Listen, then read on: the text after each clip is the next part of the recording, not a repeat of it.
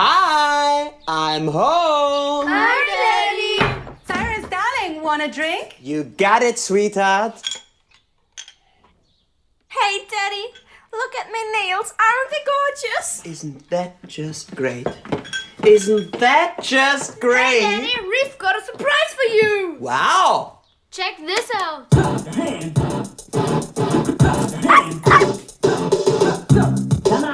Wow.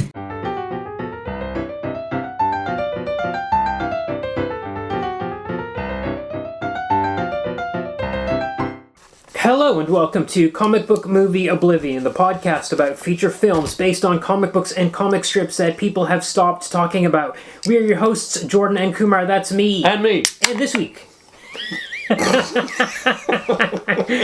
we are talking about Chicken with Plums. Mm-hmm. Poulet aux prunes. Right. Interestingly, the French word prunes means plums. Ah, okay. And isn't like raisins... There's something there. Anyway, it's not.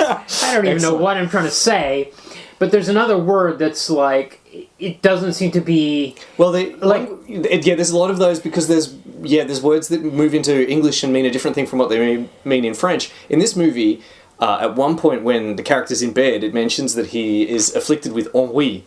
Yeah. And the film translates it as boredom. I thought to myself, that's interesting that they translated that as boredom, because I don't really think of ennui as boredom. I think of it as being boredom adjacent, but being also... I think of ennui as being ennui. Yeah, it's a word in English. Yeah. It's an English word, but the English word does not mean the same as the French word. Right. In French, it means boredom. I come across the translations all the time where I have these Japlish words that I can't just plug them in. I have to change them to something more appropriate. Okay, this is interesting. It's by Marjane Satrapi. This is the second work we've done by her. That's right. I'm going to go right back to episode 6. 2, 3, 4, 5, 6, yeah, way up early there. Yeah. When we did Persepolis. Interesting thing is I didn't really have an idea of the shape of her career. I mean, Persepolis was kind of a bombshell, and I read those, and then just kind of didn't follow what she was doing after that. I know that she'd had another book called Embroideries, which came out in French in 2003, and then English 2005. Persepolis was around 2003 it came out, I think, in English. Yeah. And then this came out, Chicken with Plums, in 2006, and I had not heard of this one at the time that it came out. Me neither. Then the Persepolis movie comes out in 2007, and Chicken with Plums, the movie, comes out in 2011, and then she's making a bunch of movies. She phases into being a director. She hasn't had another graphic novel, a full length, which, I mean, you can't really expect people to pump these things out. Anyway, it's not surprising, but I had no idea that she's directed like 7 movies. Yeah, she's transitioned to cinema. Yes. The Voices with Ryan Reynolds and Gemma Arterton is one of those from 2014. Wow. Radioactive from 2019. This is a movie about Mary Curie starring Rosamund Pike. And if you look at the Wikipedia page, it says based on a graphic novel. That is a false positive. Yes. I checked. And it is a novel with an illustration on every page. It is a prose novel. You could 100% take the illustrations out and you wouldn't be able to tell any difference. Got it. Yep. So... well, bang it on the cheat list. On the cheat list. It can go on the cheat list. And then there was one called Dear Paris 2024, which is maybe an anthology. I can't remember. But pretty recent. But anyway, yeah, no big books. And it's interesting, too, because I remember reading an interview around the time that the movie came out with her where she talked about how she was going crazy making the thing and how she felt sick of it coming into work every day and being like, I don't want to work with these people anymore. This particular movie? No. Persepolis. Oh, Persepolis, okay. So I was very surprised to go onto Wikipedia this week and see all these movies that she's made since. I read an interview for this week for Chicken with Plums, where she said something similar. It was in The Guardian, and she said something similar, that she hates her co-director and they fight like cats and dogs. Right. I think it's just her personality. She likes to... She's prone to hyperbole and passionate fights. Right. Okay, so this is a very slim book. It's about 100 pages. We start with this guy named Nasser Ali who's walking down the street on Tehran, 1958. Yes. And he sees a woman on the street who he seems to recognize. Her name is Irene, or Iran. And he says, Iran? And she's like, do I know you? And he's like, you don't recognize me? She's like, I have no idea who you are. She's there with a granddaughter or grandkid that's like, I'm hungry, let's go. And she's like, sorry, sir. And she walks away. Yes. And then he walks into a musical instrument shop. Very important interaction, that one, which will come back right at the end of the book. The structure of this book is very interesting because it kept throwing things at me that I didn't quite know what was happening, and then I was having to flip back all the time. And, that's what you can do with comics. Yeah, and rethink what had happened before, or like, why was that scene in there? Why haven't we come back to this? I'd like to pause for a moment and talk about the art style. Yeah. It's drawn in the exact same art style as Persepolis. This is also interesting because you may remember from the Persepolis episode, I didn't like the way Persepolis 2 was drawn. Persepolis 1 is about a child from the perspective of a child, and it made sense that she drew as a child. And then for her to be an adult drawing the same way, to me, there was a disconnect there. Yes. Here, somehow, since we're not starting with the child perspective, it didn't matter. Yeah. And also, the narrative takes on certain fable or magic realist tones at times that this art style was appropriate to. That's it. So we did, way back in episode 6, we did bandy about the idea about Marjane Satrapi's art style. Was it something she just did for Persepolis? Is it something that's across all her work? It seems pretty clear now that it's something across all her work. Yeah. And it's just unfortunate that your first exposure to it, and many people's first exposure to it, was when it was coupled with the narrative from the child's perspective. Yeah. And then you were like, whoa, hang on, she grew up already. Why isn't the art style matured? No, it's just the way she draws. Yeah. And it's all inks, and it's all black and white. Yeah, no grays. Any attempt at grays, maybe some sort of hatching of some sort, if that. It's very stark black and white. So Nasser Ali walks into this music shop, and he's trying to buy a stringed instrument called a tar. Yep. His is broken. And this guy's like, well, he says somebody broke it.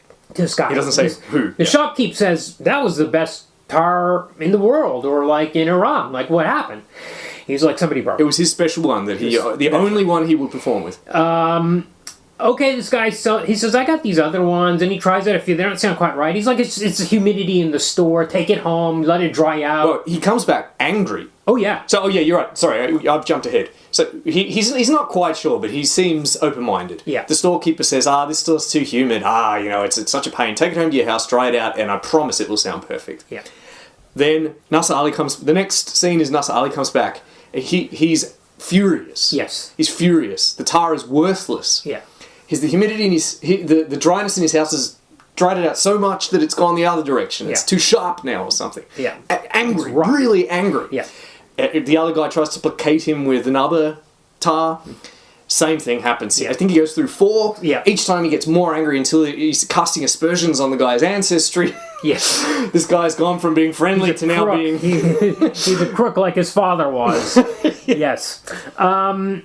We immediately, within 2 or 3 pages, we know that this guy is pretty grumpy. He's a grumpy type. There's been some eccentric interaction with this woman on the street. He comes home, he slams the door on his son, and he cradles his broken tar. He has a friend who comes over. They talk about the overthrow that's just happened, where the CIA has come in and replaced the Iranian government. The Iranian Prime Minister. Yes. Mossadegh, who had nationalized that's right. Iranian oil. And he has this conversation with this guy, and he talks about how his tar has been broken. And the friend says who did it. He says it doesn't matter who did it. And he's miserable. Nasser's miserable. He doesn't know what to do with himself. And his friend says, look, I know this guy in this town up north who's got this tar, which is like of the highest quality. It's the local version. It's called a Yada or a Yaya tar, and it's the local equivalent of a Stradivarius violin, according to... Which we get through a footnote, yeah. Yes, according to a footnote from Satrapi. Yes. So he says, the friend says, go up there in 3 weeks. He'll be ready for you. This guy loves your music, though he's never heard you. He's a fan of you. He's never met you. He's never met you. I assume he's heard the music. I don't know. Even though he's never heard you play, I'll write him to let you know. Oh, okay, you're right. It's a very strange thing that this guy is a fan, but maybe this is kind of I don't know. I thought there was some like weird insight about the state of Iran in '58 that like. Well, he has to send the guy a letter. That's why he has to wait 3 weeks before he can get up there. So he can't just telephone him. That's right. So 2 days before he goes, not 3 weeks before he goes, 2 days before he goes, tells his wife, "I'm going up north to pick up this tar." Yep. And she's like, "What the hell are you talking about? We've got 4 kids, 3 girls. They're at school, but this little kid's at home." Nasser's like, "Get your mother to look." No, she's like, "My mother's not in town this week." So Nasser's forced to take this kid on the bus with him. The kid sings the whole way. It's pretty hilarious. And it's just causing chaos for all the other passengers and the dad, who's really exasperated with this kid. Finally, they get up north. The kid just wants to pee. They meet this guy who's never heard the music but is a huge fan. I think he even says, "I worship you, I adore you." He embraces him, Yep. It's very over the top. And he immediately offers him opium. Which he accepts. Yeah, and that kind of is like, this guy's getting shrifted. Like, he gets him high so he can, short him on this deal, on this tar, that's supposedly Stradivarius level. As he's leaving, he's like, "Here, take some opium for the kid too, so we'll sleep on the bus or whatever." Yeah. Which he gives to him with milk. And so he drugs the kid. Yeah. Yeah. And it's hilarious too, because the kid keeps crying out for opium. Later on, yeah. Multiple times. Yeah. I don't know. He's like, "I want some opium," with a huge smile on his face. And another thing that happens here is the shopkeep encourages him to go this museum or something, or a shrine where there's like some religious. He's like, "If you go here, there's a lot of local content in this comic. Yes. A lot of stuff that Satrapi has to provide footnotes for. Yes. So there will be discussions about, there's a local imam, or one of these imams from history has a shrine or a mosque dedicated to him here in this city. And the city itself is an important city for various reasons. Yeah. Satrapi will provide us the context. Right. Interesting thing here is Nasser's very dismissive of this. He's like, I'm not blind, I'm not lame, I don't need this. Nothing's going to happen if I go there. He doesn't need a miracle. What I do on Earth doesn't matter. I'm leaving. And the shopkeep's kind of like shocked by this. But this happens again and again, where he's a real skeptic about this kind of stuff. Mm-hmm. He gets home, his wife's like, "You and your ridiculous tar, like, what is this nonsense?" He gets all dressed up. The day he's going to play it, he puts on a suit, he gets a haircut, I think, grooms his mustache, he goes to the barber, he has a haircut and a shave. Yep. He puts his best suit on. Yep. And she's like, "Are you going to meet the Shah today? Like, what are you doing?" She's going to school, she has to teach. Yeah, He's at home all day. He doesn't really work. This is an interesting question in the book, is what does he do? Like, he's a musician. And he seems to have some fame outside of town with this guy who knows him and has never heard his music, but knows him by fame. Reputation. He's an Instagram star. And knows him by reputation, and yet he doesn't seem to earn enough, or has not earned enough in his career. Well, we just don't know, and it's good that there's a bit of ambiguity here. Yes. We only really see it from, we don't get the full picture. Yeah. We see perspectives. There's a lot of perspectives in this comic. Yeah. Crams quite a lot in 96 pages or so. Yeah. One of the things I really like about it. Yeah. Everyone gets depth. Yes. And I think what it's really about is people's inner lives. Yeah. And the complexity of people's experiences and backgrounds. Yeah. We don't really ever... I think the film gets this wrong, because the film gives us explanations for why he doesn't have work. Yes. It says he quit his job at, like, the conservatorium or something. Yeah. I think this is a mistake to have that in there, because it's belied by other things we see in the movie, like with him being a European-level star. Yes. Yeah. Musician. Yeah. In the movie, you're wondering where that money went. Yes. Where did that money end up? Yeah, because... Why exactly did he lose his job at the conservatory? It's not clear here. We don't really know. We never know. Also, the other good thing about not knowing is, for the first 95 pages of his book, we think this guy's a layabout. He's a kind of a deadbeat dad that doesn't care about his kids. He's not deadbeat, but he's not going out and working. He's making his wife go out and teach. They've got 4 kids. Well, she says... Yes. We get her... Well, she accuses him... Right. Of being a poor husband and father. Yeah. Because she has to do all the household chores, which I guess you would expect in 1950s Iran, but she also has to go out and work. Yes. She doesn't want to go out and work. Yeah. She wants to Because that's right. She's like, you should do your all we duty know. as a man. All we know is that she doesn't want to be a teacher. Yeah. It's a burden on her that she has to bear the double burden of housework and professional work. Yeah. We don't get enough detail to know if it's true, for one thing, because we're just hearing her criticism of him. He just blows her off. Right. But also we don't know if that's what she wants. Does she care about her career? Is she passionate about it? We just see it through the mirror of this argument. Right. Which is fine, great. Yes. It's better to keep a bit of ambivalence. Yes. So he sits down in his suit and tie to play this instrument. The notes come out looking pretty good at first, and then they get all crackly. We get a series of panels, 4 or 5, where his face just sort of droops. Yes. He looks more and more miserable. And he puts it away, and he lies down in bed. His face is turned away from us towards the wall, and it says, since no other tar could give him the pleasure of playing, Nasser Ali Khan decided to die. He lay down in his bed. This is on page 17. On page 18, you turn the page and you see his funeral. Yep. He's dead. He's dead. 8 days later, we get a caption that says 8 days later he died. There's a key. The line is key here. Where what exactly does it say? It no says, other tar could give him. Since no other tar could give him the pleasure of playing, Nasser Ali Khan decided to die. He lay down on his bed. That line is misleading. Yes. For reasons we'll return to. It's deliberately misleading. Yes. I think the translator's done a good job with this, translating from French to English, though. It's 100% deliberate. I'm sure that ambiguity was in the French. Yeah.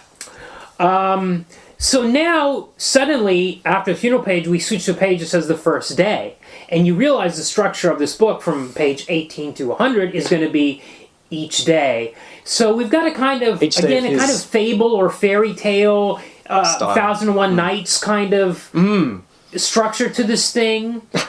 Yes. Like it's the tale of this man.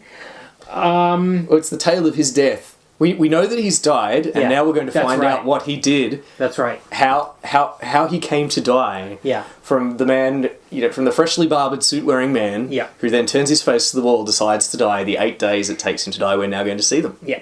We get a very half page of 8 tiny panels of him thinking of ways to kill himself, like a knife or hanging or jumping out of a window, shooting himself. There's a funny one where he sticks his finger into a socket. It's reminds me of Persepolis a lot. Yes. Persepolis was full of these little asides. Yes. Which Satrapi's childlike style lends itself very well to. Yeah.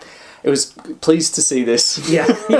It's just Satrapi, I think, does this very well. She's very good at puncturing drama with a little moment. Yes. That the comics format lends itself very well to. Yes, it's 8 tiny panels and no dialogue. It's just stark black and white of him standing in front of a firing squad, like just ridiculous. And you see he's lying in bed. The wife comes home from work. She's like, "Where is he?" He's lying in bed. So again, we get this is like the layabout dad thing. Yep. He's depressed. He's in bed. At this point in the story, you're like, "This is ridiculous." Yeah, this idiot's gonna. He's just gonna lay in bed. He died. He doesn't work. He doesn't get money. He makes his wife go out and work, and now he's just laying in bed. Well, so as far as our perspective as a reader, it's like this guy's not pulling his weight. Mm-hmm. The daughter comes in. And now we get a bit of backstory about the daughter, and also we start to see the shape that each of these days is going to be a capsule. Mm. So we have a flashback to him. He loves the daughter most, we learn, because... She's the most like him. She's the most like him, has the most... Her facial features are the closest. So that is, for him, that's a big deal. His personal belief, he has a personal fascination with what the book calls, and the film calls, morphopsychology. Right. Which in this case means that he personally believes that the closer people are in features, the more alike they are in nature. Right. And that's why he likes her the best. Right. And the fact that his son looks so different to him makes him less affectionate towards him. Yeah. So we get a flashback to them going to an amusement park where they go on some rides. But he's very much he's a Middle Eastern, like, Asian dad. Like, kind of grumpy about everything. He takes her on the rides. He takes her to the puppet show. She's like, I want a talking puppet. He's like, those aren't talking puppets. Then he takes her around the back. He's just brutal about it. And then she's like, finally she wants some slippers, and he does buy them.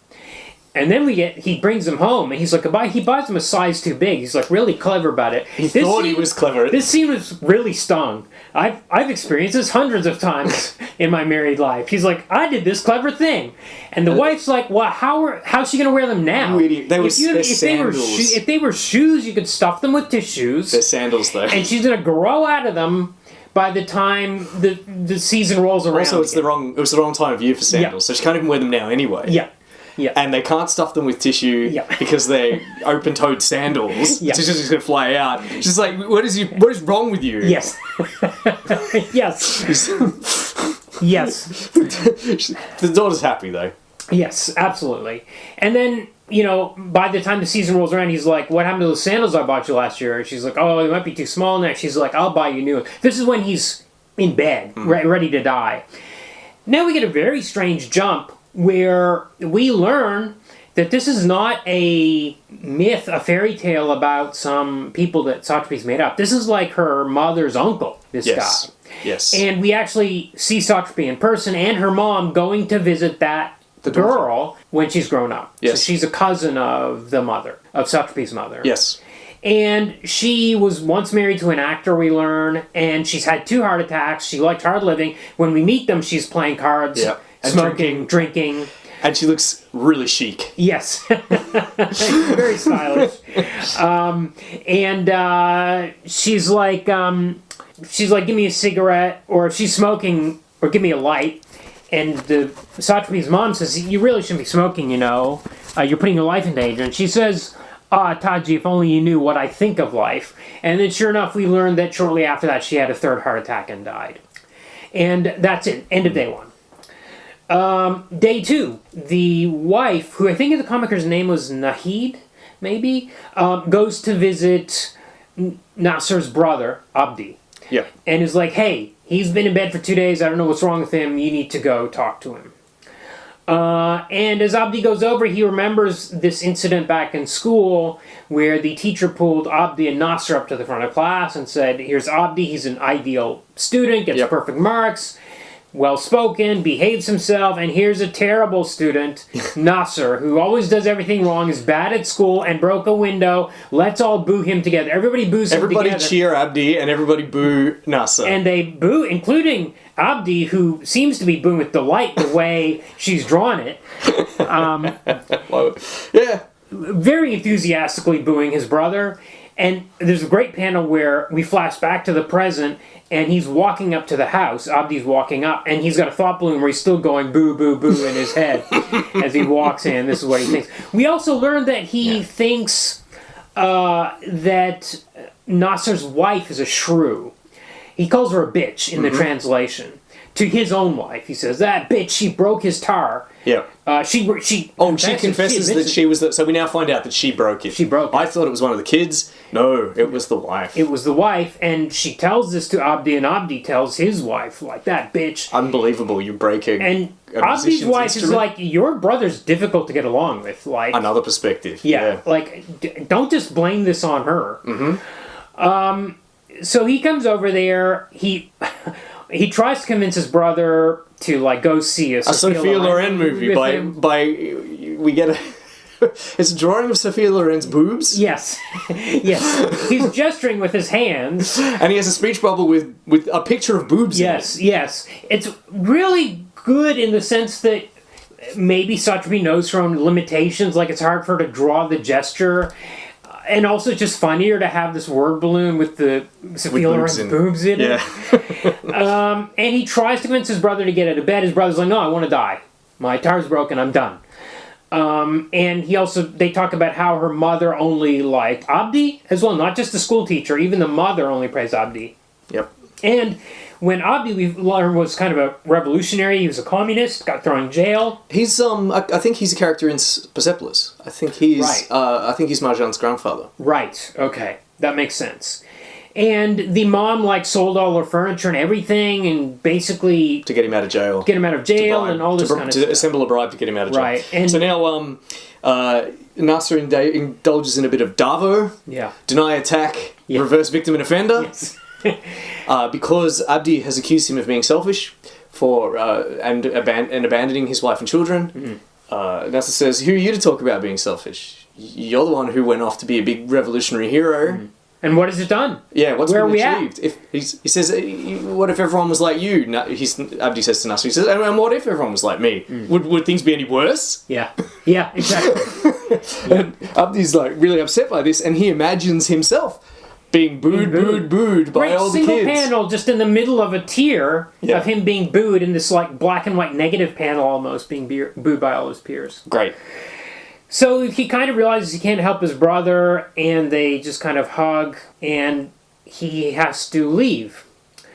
But after he leaves, Nasser remembers his favorite dish that his mom used to make, which was chicken with plums. And he wishes he could have it, and he fantasizes about the dish. The dish morphs into a giant Sophia Loren, like a giantess, like 30 feet tall, that he goes and he sleeps between her breasts. And finally has a peaceful night for the first time. He just... okay, day 3, his wife makes chicken with plums. Yes. For the family, and she brings him a plate. She's like maybe trying to reconcile. She really makes it for him, to try and get him out of bed. Yeah. He's still thinking about Sophia, which we know from one of those panels, which is a drawing of her face in it. And he tastes it and he spits it out. This guy's such a jerk. Yeah. And they have an argument. And now she reveals the backstory of how she broke the tar, which was when she was arguing about how he doesn't do anything. He was supposed to take their son to the doctor. He was supposed to take their son to the doctor, and he forgot to do that, or just didn't do it.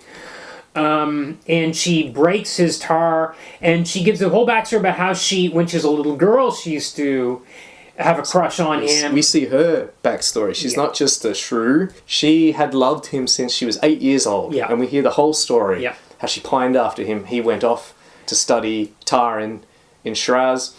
And she just fantasized about him, idolized him, brought him presents, courted him endlessly. And eventually he married her and said, "It's the happiest day of my life." Right. Meanwhile, we I see love you so in much. Shiraz, he met this girl, this beautiful kind of, she's like a 1920s flapper type, living up there. And he's fallen in love with that girl. Yeah. Meanwhile, and she's the daughter of this guy that runs kind of a jeweler or something like that. The guy in the comic, he actually invites Nasser in, knows Nasser, and says, "Hey, come in, I want to show you this watch." Yeah. And then he sees his daughter, and he falls for the daughter, and he wants to marry that girl, Iran, right? That's that girl's name. That's her. So it's the name of we know now, oh, this is the girl we saw back on page 1. Yes. That he thought that woman on the street was her. But I think at this stage we don't know quite what happens to that relationship. No, we don't. No. Not yet. Not yet. So this wife is kind of like, she loves him. She definitely says. loves him. And there's a page where she embraces him in the present, kisses him, says, "I love you," and then immediately intercut to the panel of her breaking. We see that panel 3 or 4 times, and it's always drawn exactly the same. It's her looking demonic with a broken tar across her knee. Yeah. We have Nasser Ali's face in the foreground looking absolutely devastated. Yes. Drawn in an extreme style, his mouth's gaping open, and he looks horrified. And she, in a speech bubble, she's saying, "There." Yeah. We see it again and again. Yeah. But whose memory, while she's kissing him saying, "I love you," is this him remembering the tar, or her remembering the tar, or is it Satrapi reminding us? Because the next thing he does is push her off. Yes, he pushes her away. He says, "I never loved you." And Very she runs cruel. out. And again, probably not true. Yeah. I think in the comic. Yeah. Probably not true. Just something cruel that he's saying in that moment. I agree. And then he goes back to bed and he visualizes Sophia Loren saying, "Ciao, Bella," and walking out. Yeah. Day 4, the kids come in. This is another scene I laughed at. He's like, "My kids are ingrates." He calls them in. They haven't come to visit me. All these days I've been lying in bed waiting to die. The kids come in. And he's like, "Come in here, children. How are you?" And they're wrestling each other and stuff. He's having a fantasy about leaving them with some dignified words of wisdom. That's right. Basically. Yes. And so he starts sort of... He has this imaginary vision of himself, like leaving them with a gentle memory of a wise and maligned man. Mm-hmm. So then he starts pontificating to them, and then like the little boy like breaks wind. Yes. Well, they're wrestling one another. The little boy breaks wind and they're laughing and shoving each other. It's completely ruined the moment for Nasser. He looks and feels ridiculous, which of course he is, and he yells at them and sends them out. He says, "I'm going to die and my son farts in my face. What a waste." Yes. Yeah. And now we get to see the boy's future, which is that he married this girl who everybody thought was... He met a girl in university who everybody in the family thought was like... Gross and plain. Weird. Yeah, she thought she was hairy and fat. Thick lips or something. Apparently they're both fat because he likes his food, this boy. Yep. They had 3 kids. And there's an amazing page where we see that they're actually all happy. The whole family's together. But he's working in some sort of management position in the army. And then suddenly war strikes. And we get this great... The war with Iraq. This is the 1980 war. Yeah.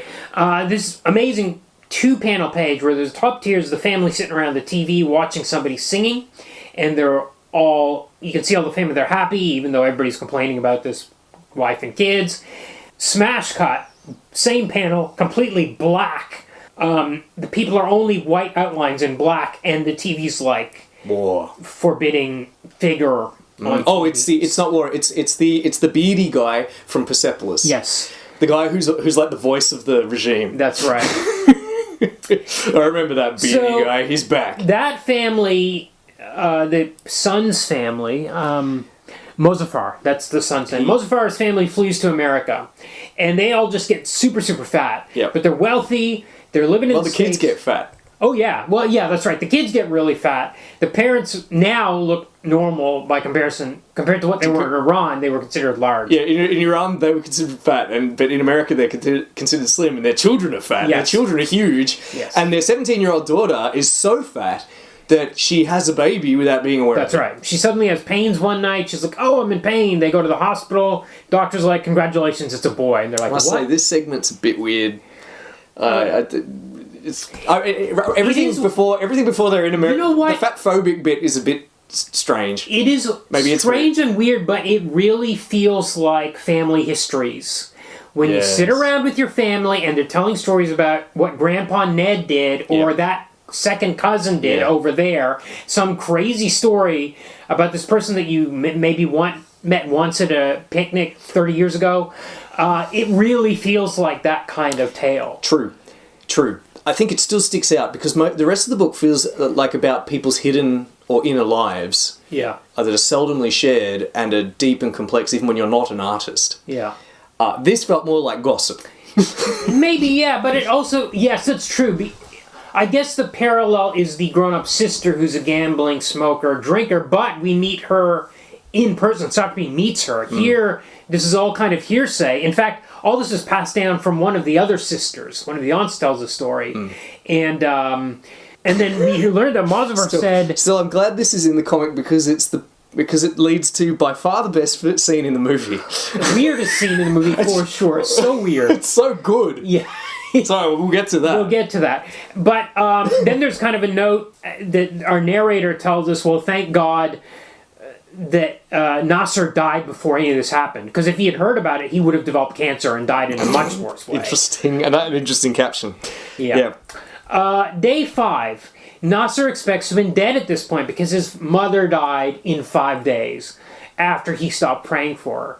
She was on her deathbed and he prayed for her every night and she was hanging on. And she calls him in one night while she was dying and say, "You need to stop praying for me. I want to die. And you're the one that's tying me. You're tying me down here by praying to God for me to stay on earth." Yeah. So he stops. She says, "Go out in the yard and play your music." Which he does. For like 3 days, and then she dies. And she dies. Now we get another either family mythic history or magic realism where she smokes so much that there's this cloud of smoke over her corpse, and even when they bury her, there's a cloud of smoke over the coffin. Yes. That's going into the ground. Yes. And there's speculation from this. There's like not a rabbi. It's a Sufi. A Sufi, yes. There's a Sufi there. He's a dervish. Yeah. And he's got all the speculation. It's your mother's soul, which was so powerful that it's generating smoke after her death. Yep. Yeah. So the skeptics at the funeral are saying that it's like smoke leaking out of her body because she was smoked so much. Yes. And it's like, no, that's not a thing. And the Sufi's like, that's ridiculous, man. Isn't it more likely that that the soul is real and what we're seeing is a soul. And they have like quite an in-depth kind of conversation that cites a number of things from Iranian religion and Iranian history. Again, it's some nice local colour. It really places the comic in its world. Oh yeah, yeah. I love this stuff. The Sufis look great. They all look the same. They all look like how do they look? What, they all look like Mr. Natural. Yes. Yes. Yeah. It's good. Yeah. So because of his memory of how his mother died, he's like, well, somebody in this house must be praying for me, and it's got to be my daughter. And we get a great full-page splash of the house, where we see up in the other opposite corner window, actually his son that he doesn't care about. The son that he doesn't care for is the one that's praying. Yeah. Again, a nice, consistent with the theme of the comic, people have hidden depths and hidden worlds. Yes. Day 6, finally, Azrael, the angel of death, comes to visit him. So we're really stepping out into another realm of reality here. It's interesting because even if you've heard this story, you can imagine hearing the story from your grandmother. Oh yes, your uncle. It's played straight. He laid in bed for 8 days and then died, and that's the tale. And now Satrapi's woven this whole thing out of it. Yeah. Oh yeah. I did find an interview with Satrapi where she says this is pretty loose. Yeah. Oh yeah. The story just is I had a musician uncle who died. Yeah. And he wouldn't have told anybody, hey, on day 6 I met Azrael the angel. But I think no, of course not. But I think it's implied if I have the in the interview she was asked. This is different from Persepolis. This film wasn't autobiographical. Full stop. Yeah. I imagine this felt different. She says, well, on an emotional level, it's much easier for me. This is Satrapi. The only true thing in the film is that my mother had an uncle who was a musician, and a great one. This is it. The rest had a lot to do with my own experiences and things I had heard or seen myself. That's pretty much it. Yeah. So I think quite a lot of this is made up. Yeah. So the angel of death... especially the angel of death. Yes. He assumes that Azrael is there to kill him, but he's not. He's just kind of like popping in, visiting. But he tells them this story about this guy in India. It must be a folktale. From Iran. Basically, a guy... Azrael meets a man in the market. Yeah. And is shocked to see him. Yeah, he was supposed to kill this guy in India, but he's in a market in Tehran. And he's like, oh, you're not supposed to be here. Yeah. And, I think it's Jerusalem, actually. Oh, Jerusalem, that's right. And he goes to see Solomon, King Solomon. Yeah. And says, you got to get me out of here. Yeah. I saw the angel of death in the marketplace, and he looked pissed. Yeah. And Solomon says, there's no point, no one escapes the angel of death. And he goes, come on, please. It's like, all right, what do you want me to do? Just get me far away from here. Send me as far away as you can. Yeah. So Solomon, because he's like a demon-binding mythic king, he summons up the winds and sends the man all the way to India, where he's promptly taken by the angel of death. But he says, before you take me, Azrael, could you tell me why you looked so angry in the market yesterday? And he goes, oh, I wasn't angry, I was surprised. Yeah. I was shocked to see you there because I knew I was coming to get you here. Scheduled to get you here today, yeah. Yeah. Nice folk story. Yep, and he's like, is it too late for me to go back, Nasser says to Azrael. And Azrael says, it's not a little too late, my dear, it's too late.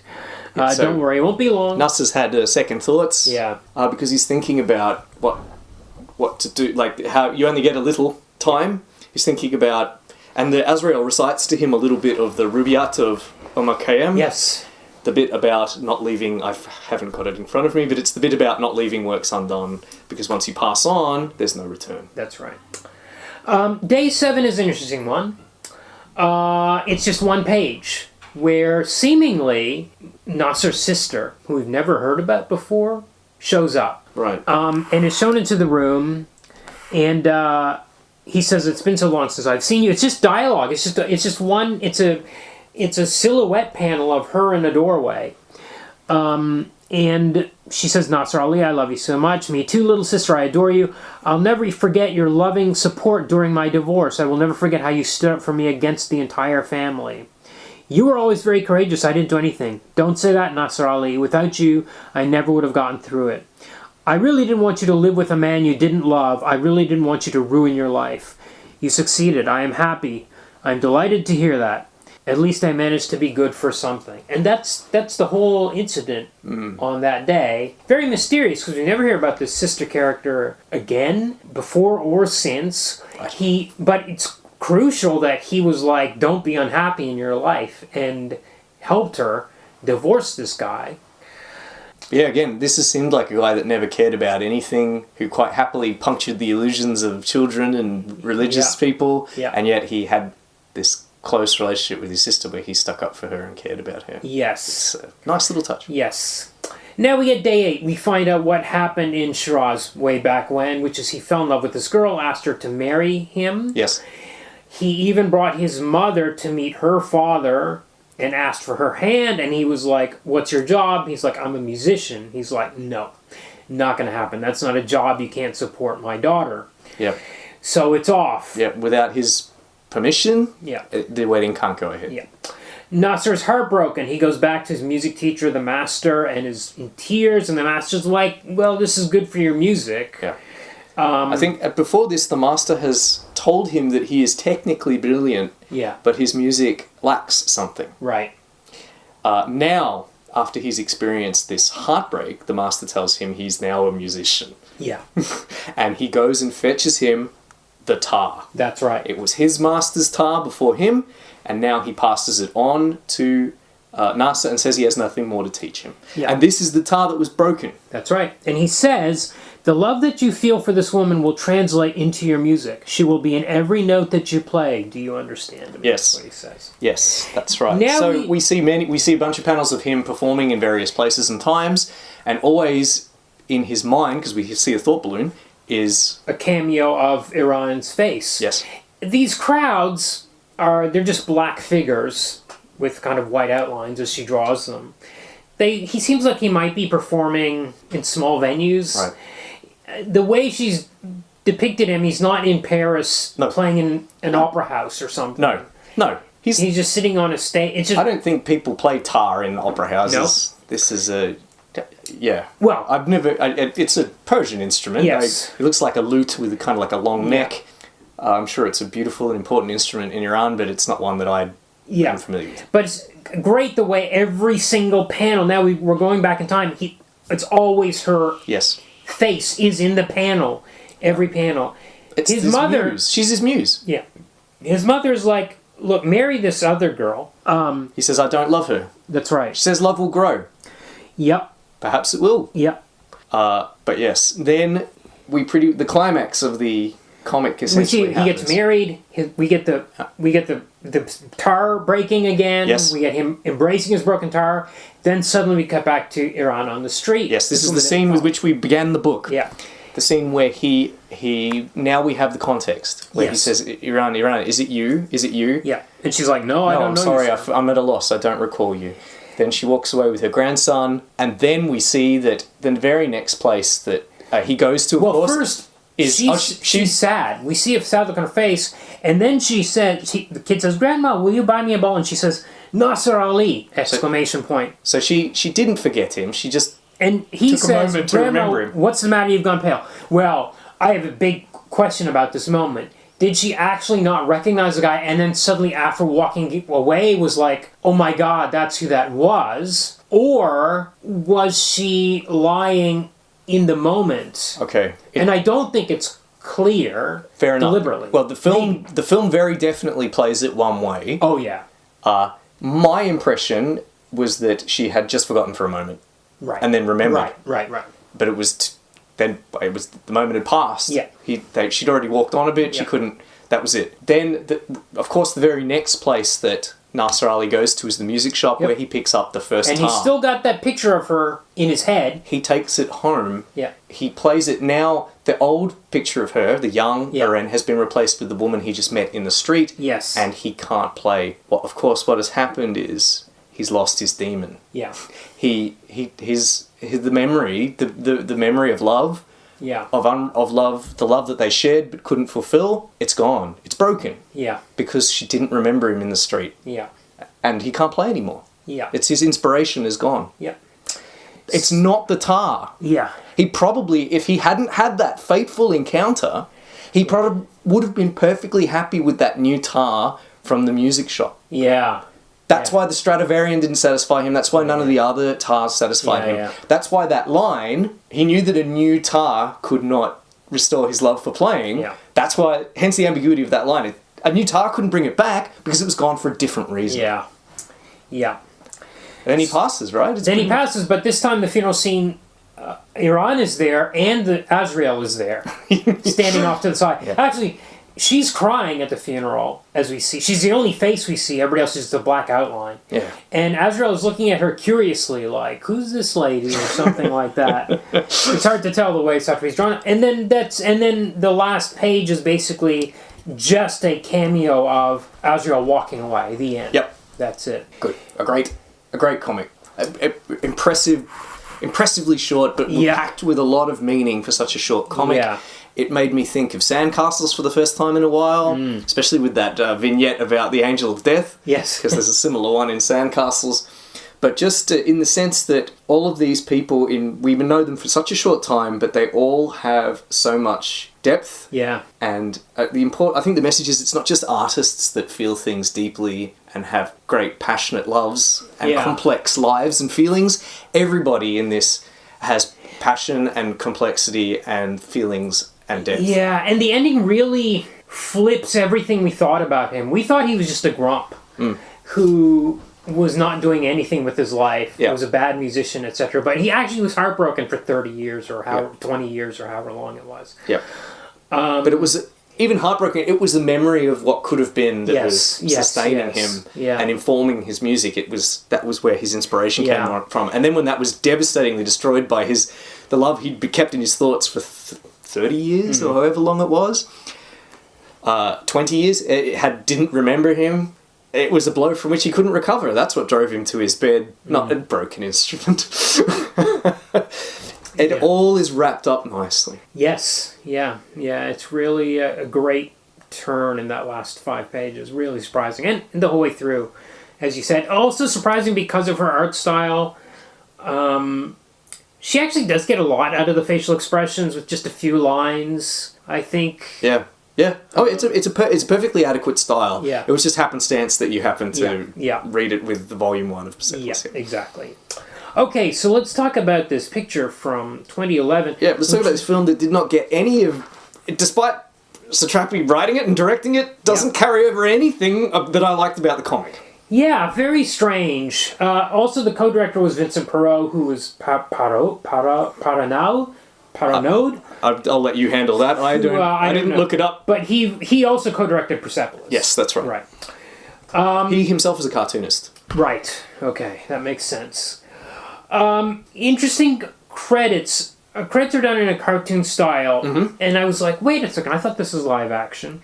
It is. We've got a Persian music, it sounds like, and what I imagine was a tar playing over the opening credits. That would make sense. Yeah. But then, bizarrely, we find out very quickly that Nasser does not play a tar in this movie. Yeah. He plays violin. Yeah. We'll talk about it in a second. Yeah. So, once we come out of credits, we get a fade into a kind of landscape, like a mountain range.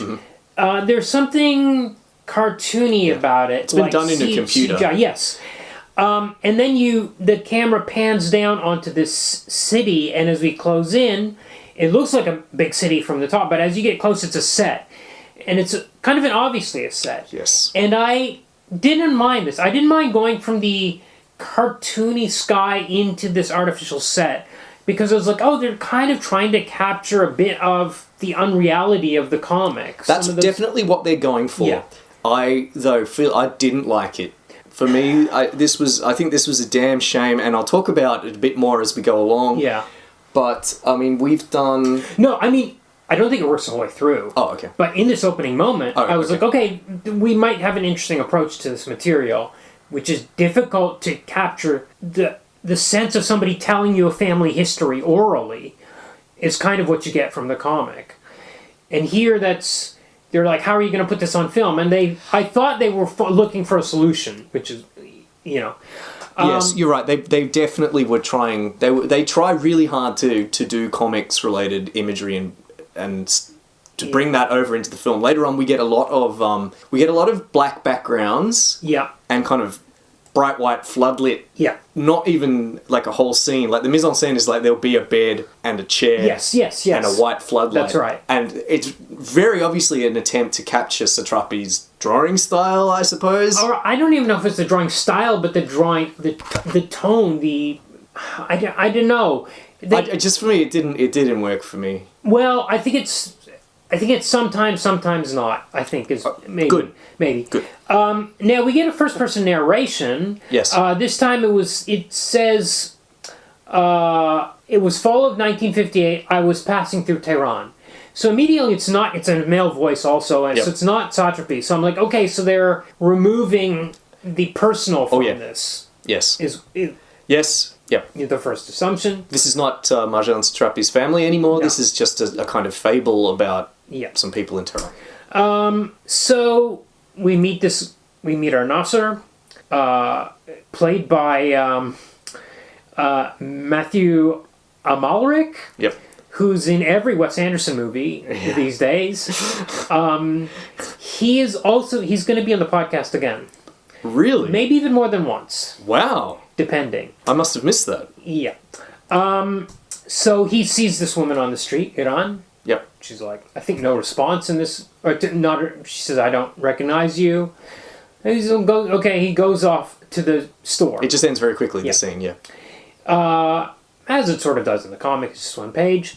He's looking for a violin. So he's a violin player in this version. A strange choice. Well, I know why it's happened. Or at least I have a theory. My theory for this movie is that everything is being leveled out and becoming less Iranian. Even though it's in Tehran, a lot of those Iranian elements are being flattened out. That's exactly what happened. Into something more universal. Despite it beginning with a Farsi quote.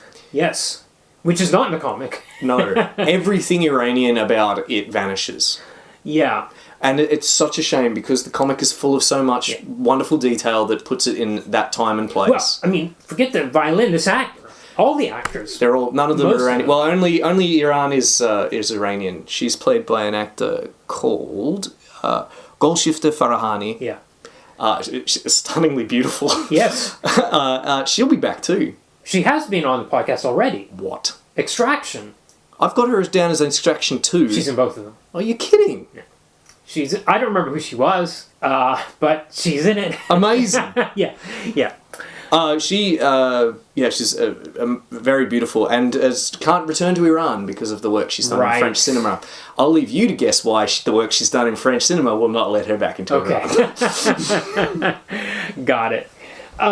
So as soon as we have this actor on screen, so suddenly they've had to put the movie into also another reality of an oral history where it doesn't matter what race the people are, what instrument. It's basically in a fantasy world. Right. It's in a fantasy version of Tehran where everything's a soundstage because there are no outdoor shots anywhere in this movie. Yeah. Everything was done on sound stages in Germany and where the people are all of mostly Western European. Yeah. The one thing I will say about the violin itself... Oh, yeah, and the instrument. The instrument is a violin. The thing I will say with the violin is that they do use, like in Indian music, they use the violin. Of course. It's been adopted, right? Because it sounds a bit like Star or Ravina, depending on how you play it. So it's been adopted. I don't know if it has been in Iran. I'm sure it has, but he could very well... The thing is that I'm sure you could probably make an easier living playing violin in Iran than you can playing the tar. Yeah. I would say off the top of my head. Yeah. But it strips it, as you pointed out, it strips the movie, it levels it out and robs it of any of this interesting cultural specificity. Yeah. But also, okay, I think to play devil's advocate, let's say you need 5 for this production. How many are you going to find in Paris and Berlin?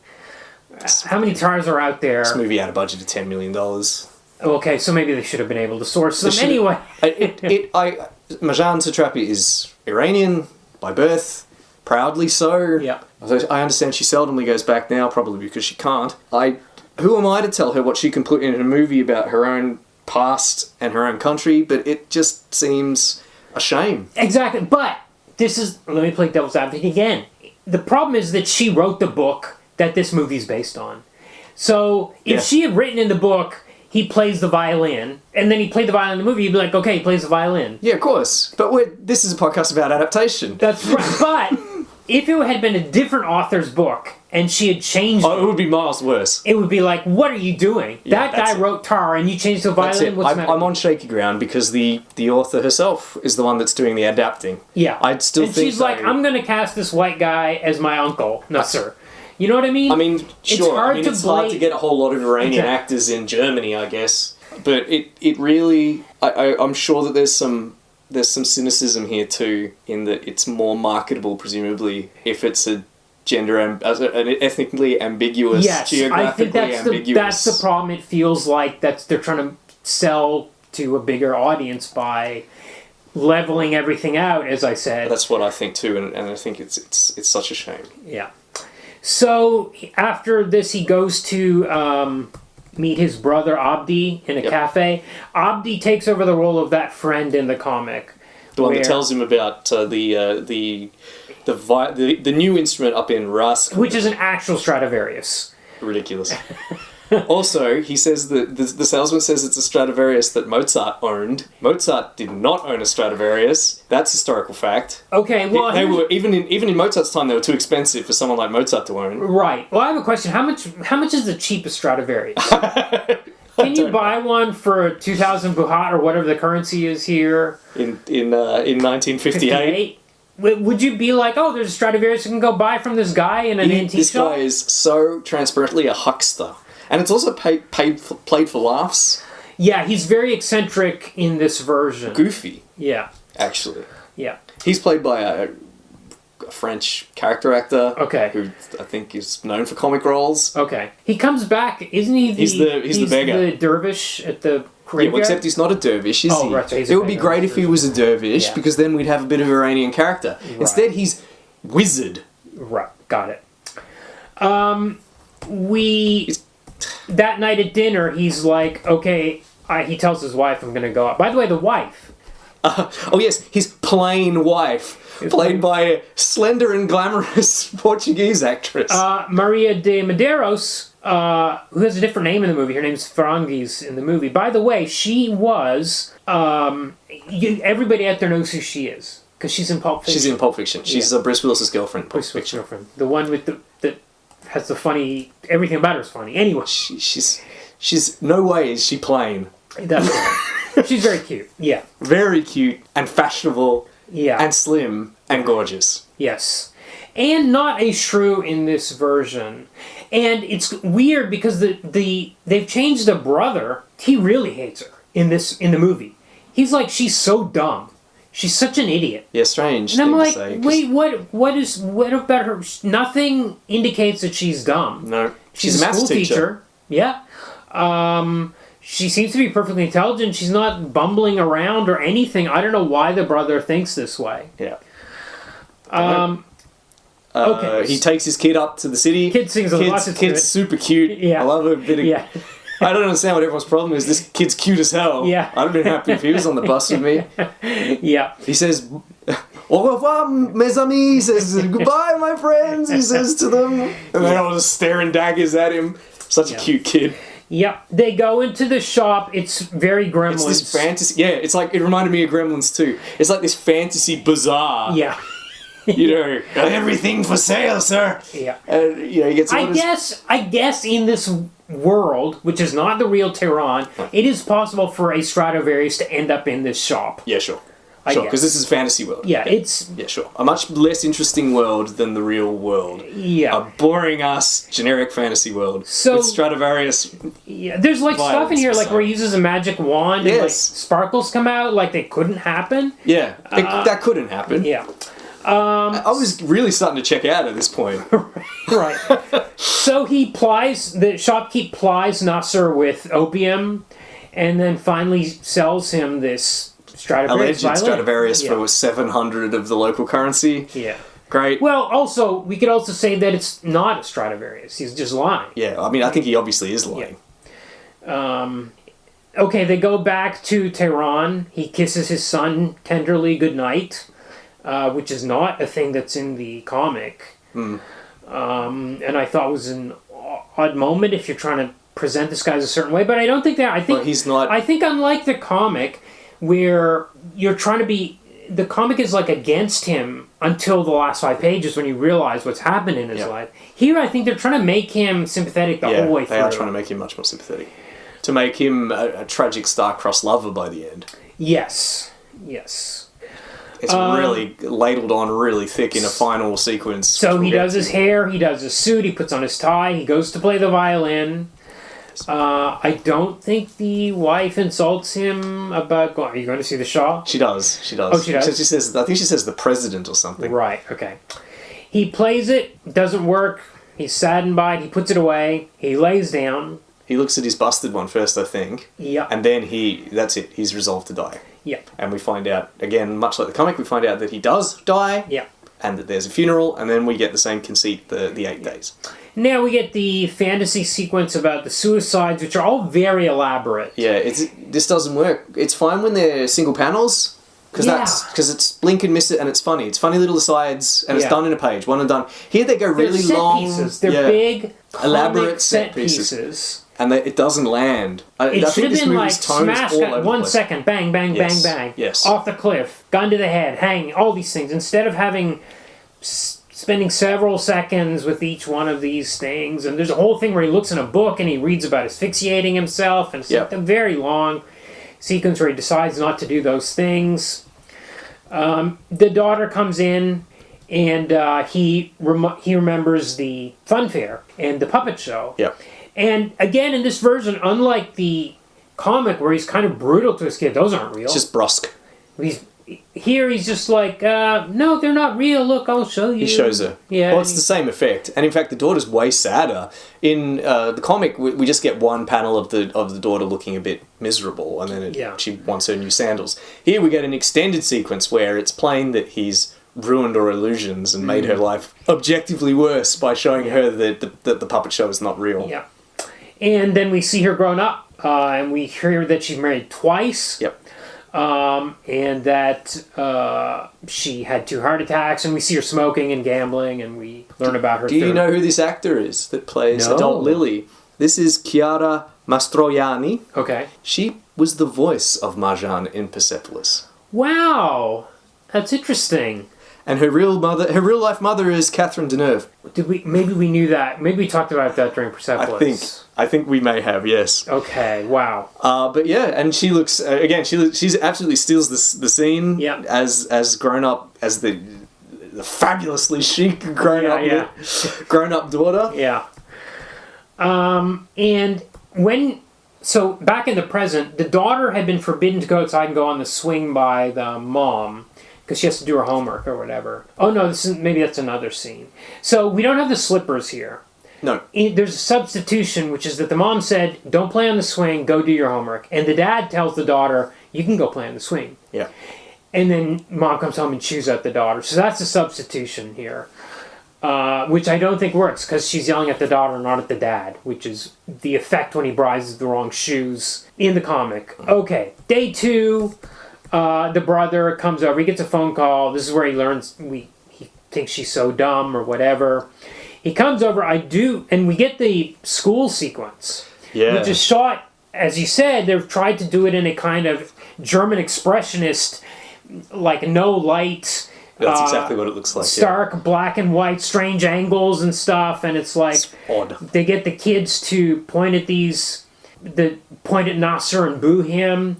And the brother's booing him not as enthusiastically. Much more reluctantly, because we need our characters to be more sympathetic in this movie. Yeah. So he doesn't boo enthusiastically, he looks like he's been forced into it. Yes. Incidentally, they describe Nasser as a mauvaise graine, which literally means bad seed. Right. It's the same in French as it is in English. Yes, right.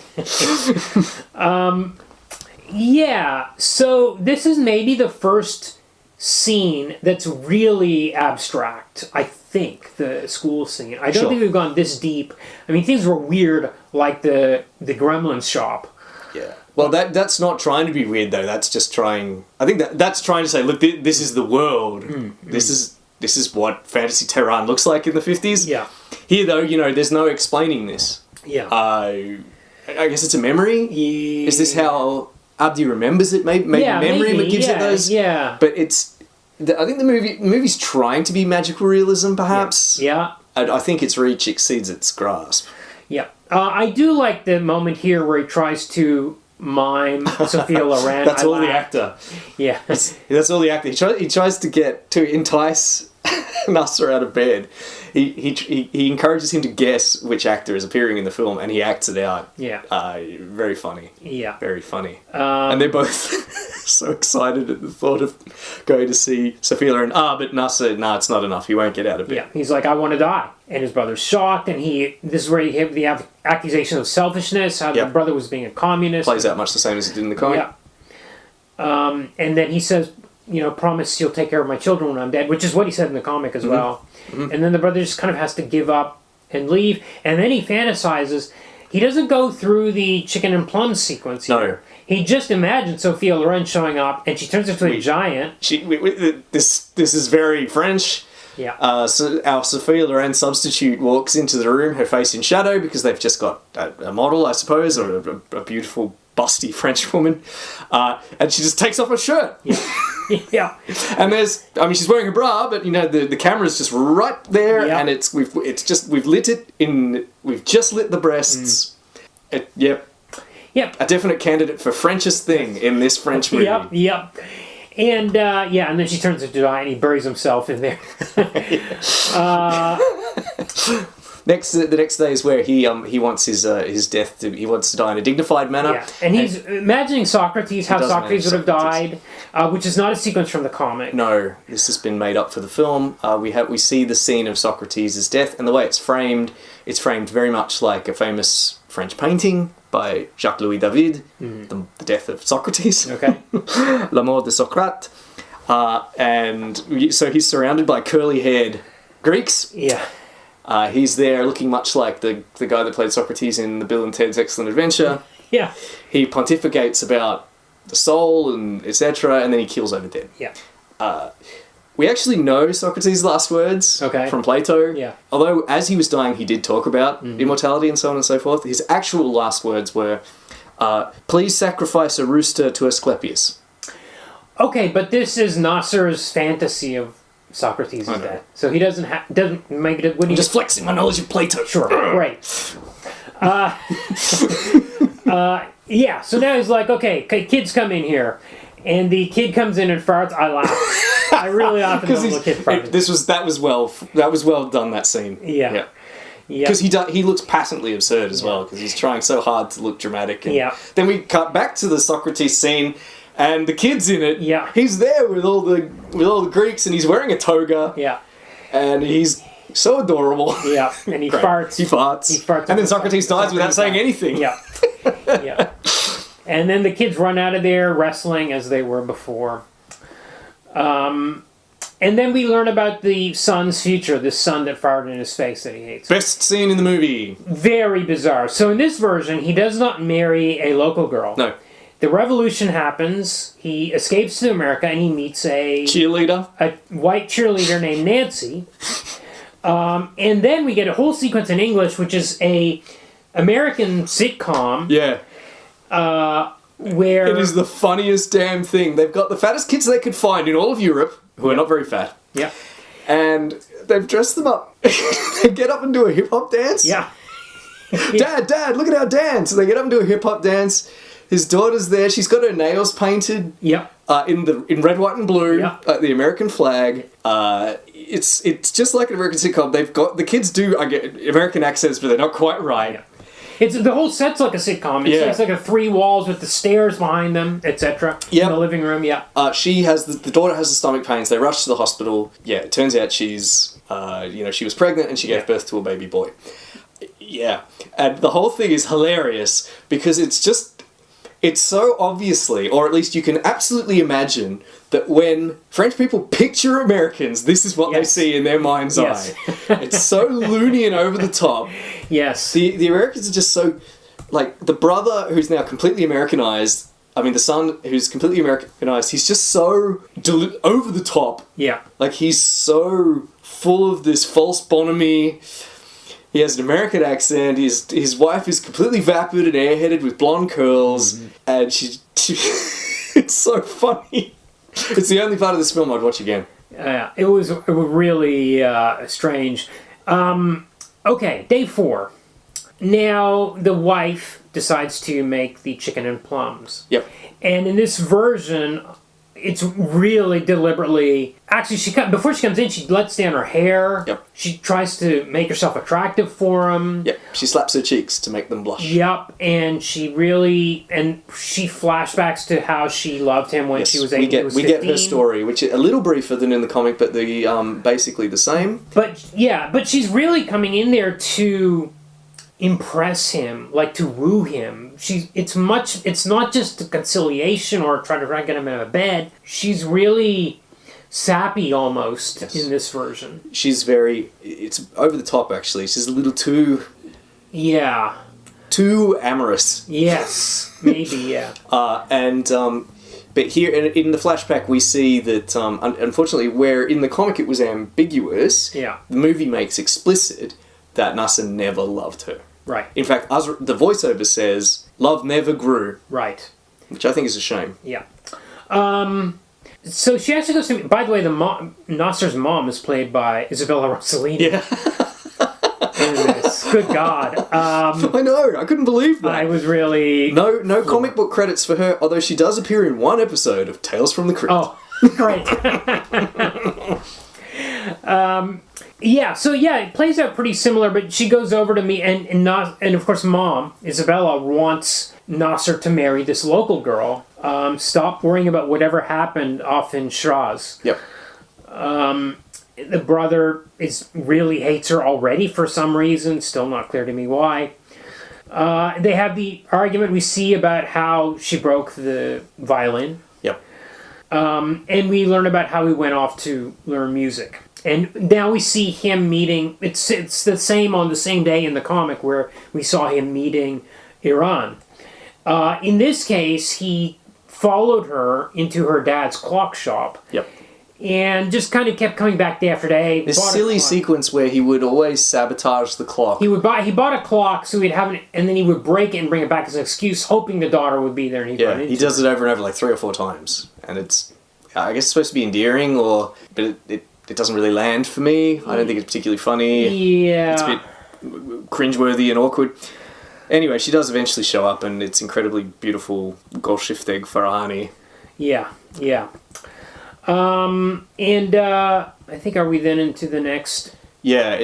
So now it's ends up. Yeah. Like, we don't see that go anywhere. They just greet one another. Yeah. Then it's the next day. Now it's the day he was expecting to die, and he remembers about his mother dying. It goes through much the same as the comic, except instead of as we mentioned earlier, instead of a dervish at the funeral... But we do have the cloud of smoke, like, hanging over the coffin. Yes. The CGI cloud of smoke. Again, feels very magical, realist. Yeah. And we get, instead of a real thing, we have like a wizard, like a forest wizard. There's no bullshit. He's got a staff like Gandalf. Yeah. He's wearing a big wig that's got leaves in it. Yeah. He's played by the same guy that played the goofy shopkeeper that sold him the fake Stradivarius. Yeah. And it just is so silly. Where did this guy come from? Yeah. He's credited as Le Mendicant, the beggar. Right, okay, yeah. He tries to impart some wisdom. I was a little bit checked out. Yeah, I didn't really pay attention. As soon as I saw he was a wizard, I just thought, I'm not watching this. I just sort of tuned out. And then Nasser's like, well, I'm not dead, so somebody must be praying for me. I don't think he identifies the daughter, maybe, or maybe he does. And then we see the daughter's asleep. The camera pans across the whole house. And it's not the daughter, it's not the mom. And then we finally see it's the son. His adorable son praying for him. Next day, Azrael shows up. There was a moment in this sequence that I laughed at, actually, as well, which is Nasser takes a cigarette from the Angel of Death. Yeah. And they're all black. Yeah. And he's like, how do I light this thing? And then it lights itself on fire, and he's freaked out. Yes. And the Angel of Death gives him this look that's like, cool, huh, kind of thing. Or like, cool. Gotcha, spooked ya. This is where I admit I like the character of Azrael. He, it turns out, is the narrator. Yes. It's revealed here. This was surprising, too. I I wasn't expecting, because it was a surprise in the comic when you find out that the narrator is actually Marjane Satrapi telling you her family history.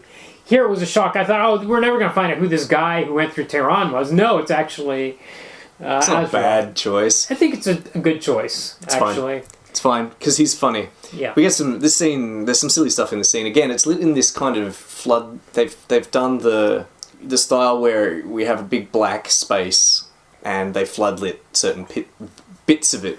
Yeah. In an attempt for a comic style aesthetical. I don't really like it. And we get some silly almost slapstick sequences with him running around and... Yeah. But I'm not sure how else to handle the scene with Azrael, the Angel of Death, in it. I think you have to abstract it in some way. Maybe they abstracted it the wrong way or went too far in one direction. I think you're right. They did have to do something. Yeah.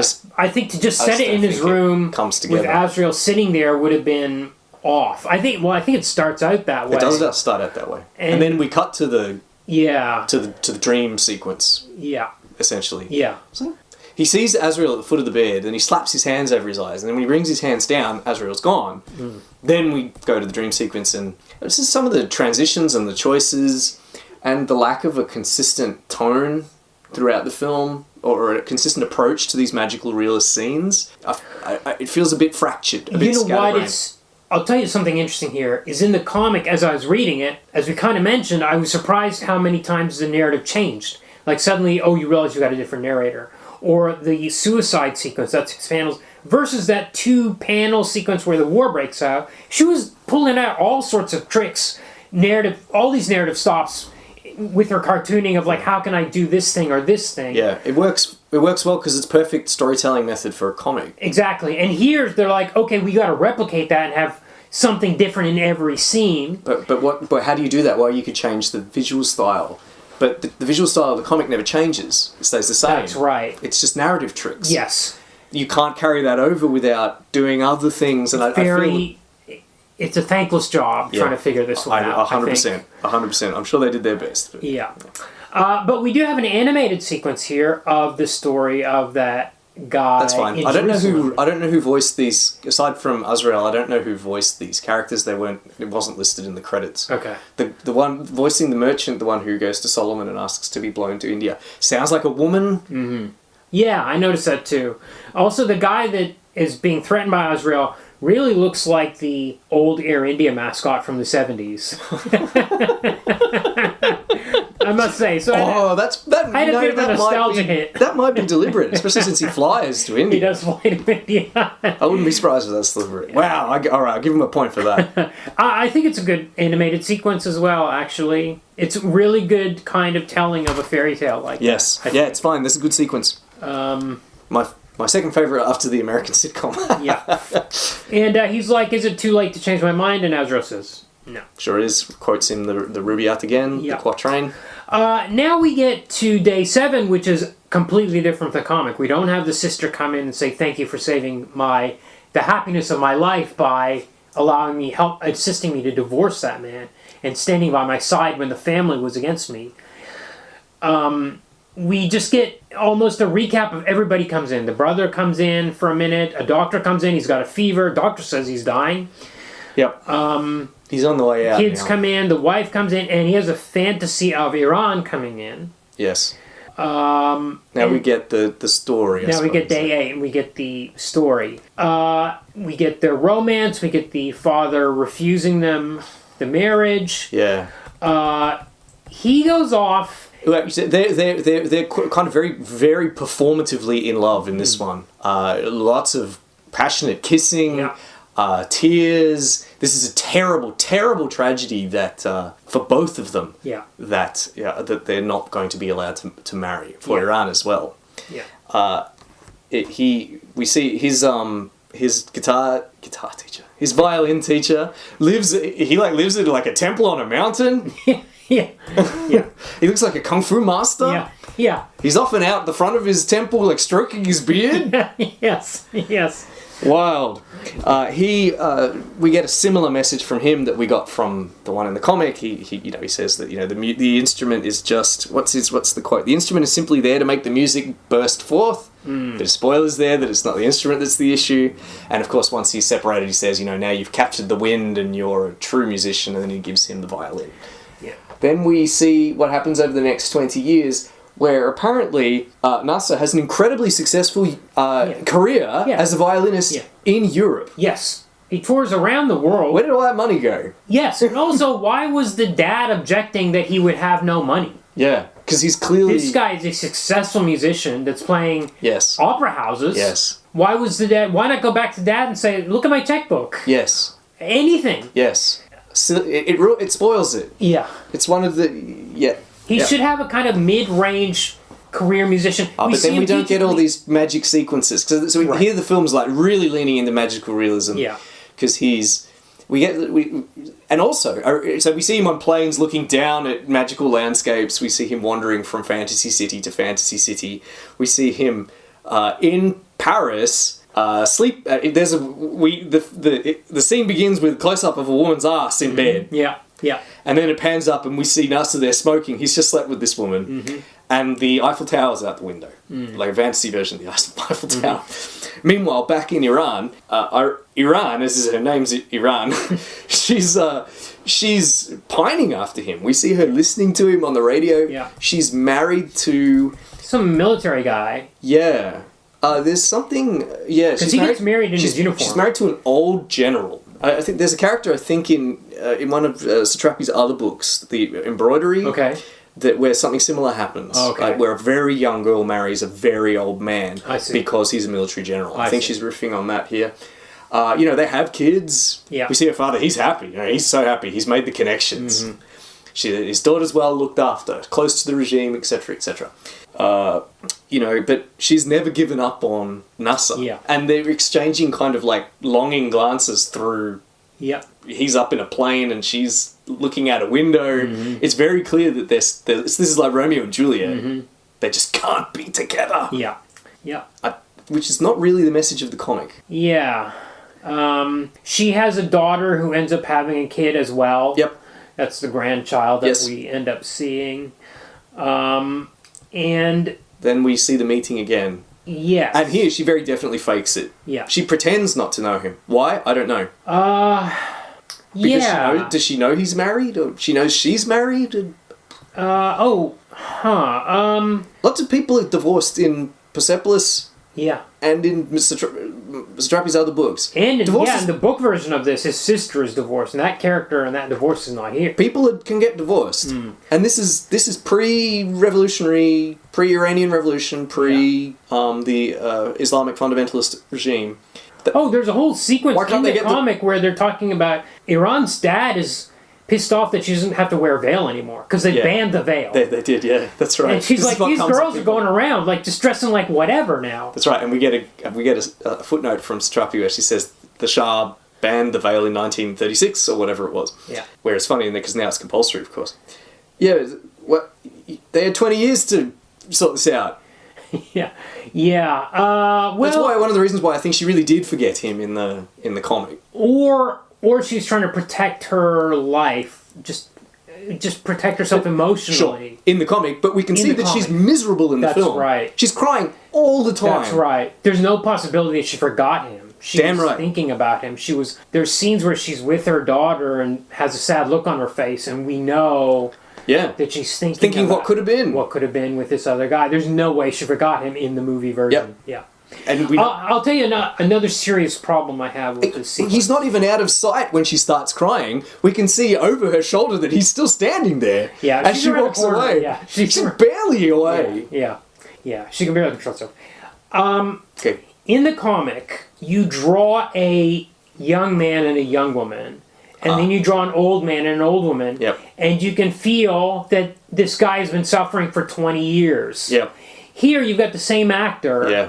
And because we've tried to establish this magical realist system, you can have him playing his 40-year-old self as a 20-year-old, and it's less painful. You don't feel like his whole life has been lost pining. I'm glad you brought that up, because that was another thing I think didn't work. This actor playing himself at all the different ages. Yeah. And they did make a bit of an effort. A little bit with his hair If dye they'd made or zero effort, maybe it would have been better. If he was always exactly the same guy and we were left to imagine the changes occurring. I think they should have cast a younger actor. I agree. Just so you could sense that this guy's whole life is gone instead of 8 days. Also, his way of playing anguish, I suppose, is to stare with bug eyes. Yeah.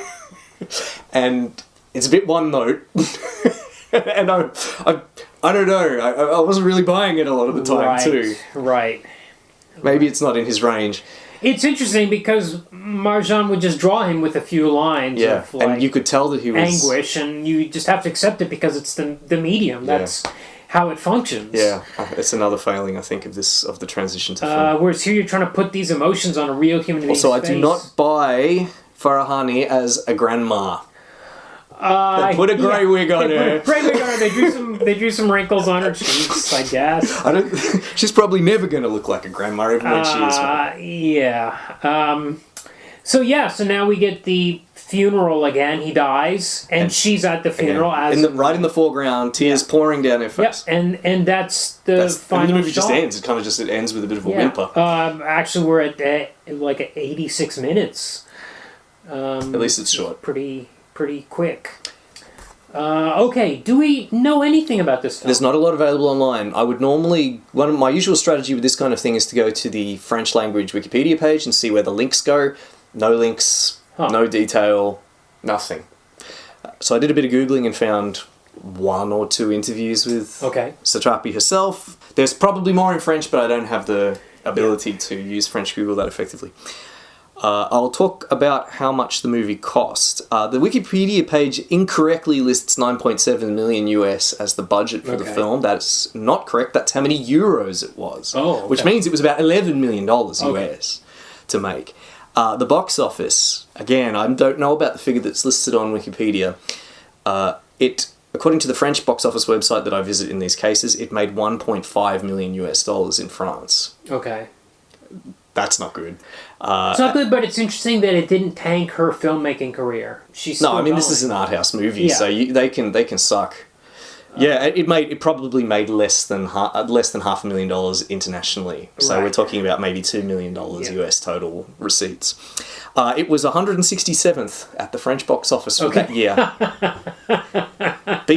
Roundly beaten by such cinema classics as The Hangover Part 2, Cowboys and Aliens. Oh, jeez. And Johnny English Reborn. Oh my God, okay. The biggest film of that year, 2011, was Intouchables. Right. Which made more money than every other film on the list combined, basically. Wow, interesting, okay. Yeah. It was a 46-day shoot. Okay. As I mentioned, shot in Germany. I think it was a kind of like financed co-production among Germany and France and maybe Belgium. And it was entirely shot on sound stages, as I mentioned. Okay, so this interview, I found an interview with Satrapi in Interview magazine, appropriately enough. On August 12th, 2011, it was published. They asked her, I found it interesting that you chose to direct Chicken with Plums in live action when it seemed like animation might have been a more natural choice. Satrapi replied, well, I'm not an animator. I made one film in animation, and the reason was because I thought it was the most appropriate form for Persepolis, given the specific story of Persepolis, which had to do with the modern history of Iran. I think if I put it in a geographical place with some type of human being, I assume she's still talking about Persepolis here, people would say, oh, this is a story of these third world people. They are far from us. We don't get it. And I thought there was something about the structure of the drawing that meant anyone could identify with it. Okay, so far so good. For the second film, I thought it was just universal because it was a love story. And I also wanted a new experience, live action. And that was it. I never wanted to become an animator for the rest of my life. For me, animation is just one way of making cinema, and I thought it was appropriate for Persepolis, but not for Chicken with Plums. Okay. So she wanted to move on from animation. Yeah. And I don't think any of her subsequent films have been animation. No. She doesn't want to be pigeonholed like that. Understandable. And also, she didn't want to tell a story that was, bogged down in what she describes as a third world country, that was tied into a place that people have a certain preconceptions about.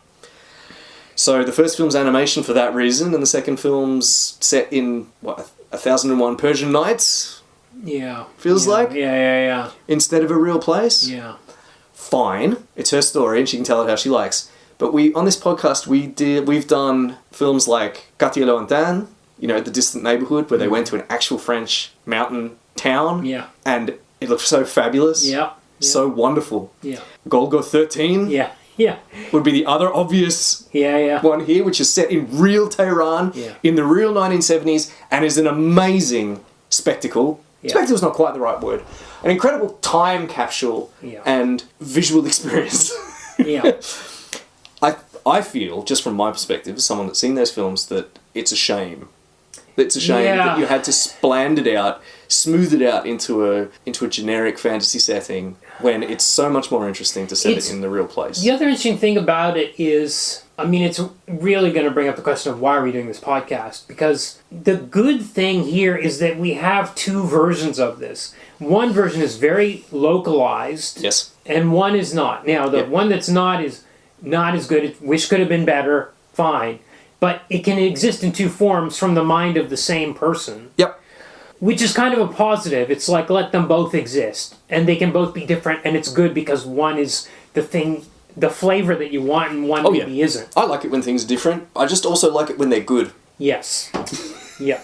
In that case, with that, let's move into our votes. Okay. This comic, which I had not read before, was really good. Yeah. Really surprised. I read it twice. I was planning to, but I ran out of time.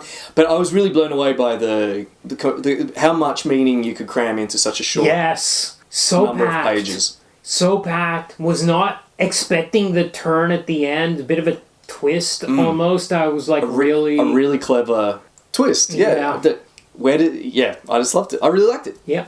Clever. Yeah. Okay, the movie. That's nay for me. Had some moments. Sure. A few moments, not enough to sell it. Even if you don't sell it as a comedy, and you're saying, here's this fantasy movie, I don't think it's working quite that way either. I don't think the nothing ties it all together, I think. Yeah. It's too confused about what kind of movie it wants to be, and the big reveal of the tragic love story is not enough to... It doesn't bind together the other parts of the film.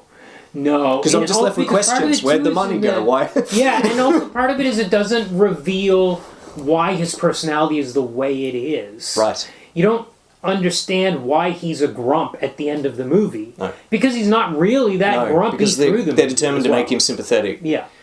He's not bitter enough through the movie to explain, wait, he wasn't grumpy, he was actually bitter. He's not... At the end of the movie, at the end of the comic, you realize he was heartbroken. And that's why he acted the way he did for the last decade. Yes. Or 2 decades. Yes. He has this... Yeah, everyone has their own history, and everyone is the hero of their own story. Yeah. Really comes through in the book. Yeah. Anyway, but we've moved on to adaptation. Yes. Everyone can guess what I'm going to say. Obviously, I'm going to say nay for all the reasons that I've been saying throughout the whole thing. Surprising. Did you go back and check what your score for Persepolis was? I still haven't. Okay. No, I actually listened to the first 10 minutes or so, where we mostly try and figure out what's the deal with Satrapi's art style. Yeah. No, I didn't. No, because there's been some argy-bargy about what exactly we voted. I'll go back and check. Okay. But yeah, no, this is a nay for me. I don't know if Satrapi's comic style translates. It's a very effective style on paper. Yeah. She's very good at maintaining a balance between drama and humour. Yeah. She's really great at pointed digressions. Yep. Which work perfectly on paper. You can just turn your page and you can turn back. Yeah. I don't think they translate to film because they drag, as you said, like those vignettes where he's thinking about killing himself. They're not even vignettes, they're asides. They're too long. Yeah. Yeah. It doesn't work. I wonder how much of this is Vincent Paronnaud. Ah, yeah, good point. How much of the changes were his input, like, we can make this more universal if we change to a violin, or I hope if we do this. Man. I really or this hope... would be funny if we actually spent time on these suicide attempts. Yeah. I really hope he was responsible for everything I don't like. All right. So that was an A for you as well. Yeah, it's unfortunately an A. It's surprising because you'd think handling her own material, she would be able to just Well, then now it's time for everyone's favourite segment. What was the Frenchest thing about this French movie? Okay. There's a few candidates. One of the candidates we didn't mention, or that we talked about but we didn't identify as a candidate, is when the sister says, "You don't know what I think about life." Right.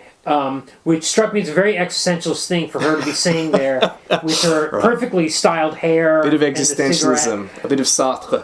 Yeah. All right, I've got a few candidates. Obviously, I've mentioned some already. The quote unquote plain wife. Yes. Who's fabulous and gorgeous. Yeah. The sequence where the model walks in with her chest exposed. Yes. I think actually her turning into a giant. I think that. And when he climbs into her into some giant boobs. Yeah. Pretty close to the top of my list would be Random Woman's Ass in Paris. Oh, yeah. But I think my vote's probably going to be The American Family. Oh my God, you're right! That is the Frenchest thing in this movie. Okay, that's the... I'm surprised nobody was eating hamburger in that. Oh, they had the pizzas. They had piles of huge pizza boxes. huge piles of pizza boxes. She ate too much pizza. Yeah, okay. That's absolutely it. All right, please like, rate, review, subscribe, and share these episodes. You can contact us at the email address that you can find in the show notes, or you can send us a DM on Facebook, Instagram, Blue Sky, Threads, YouTube, or Reddit. Some of those aren't DMs, they're comments. Anyway, please join our Patreon at patreon.com/comicbookmovieoblivion. That's all one word. That helps us with hosting fees, books, DVDs, and also you can get our Patreon exclusive podcast, Comic Book Movie Apocalypse, which comes out once a month at the moment and is kind of comics adjacent movies and media and stuff like that. Okay, next week we're going to be doing a Darna movie. Right. This is going to be Darna versus the Planet Women from 1975. Now, Darna is a comic from the Philippines. If you want to read somebody has uploaded like about 120 pages up to archive.org that they've translated themselves, I believe. It's not a pro job. It's just somebody... Take it from someone who knows. Yeah. So there's dozens of Darna movies, as far as I know. Not many of them have English subs out there. We found 3. We're going to cover 1 at least next week. And I will say... There's a lot of interesting stuff to talk about with the Philippines comic scene and how all those guys got poached to DC in the 70s. Whoa. And ended up creating characters like Jonah Hex and drawing Swamp Thing and all that kind of stuff. So we'll probably go pretty deep on some of the Philippine stuff as we go through those Darna episodes and get around to Jonah Hex and stuff like that. Great. As well. I look forward to learning about it. Yeah. Okay, so tune in next week.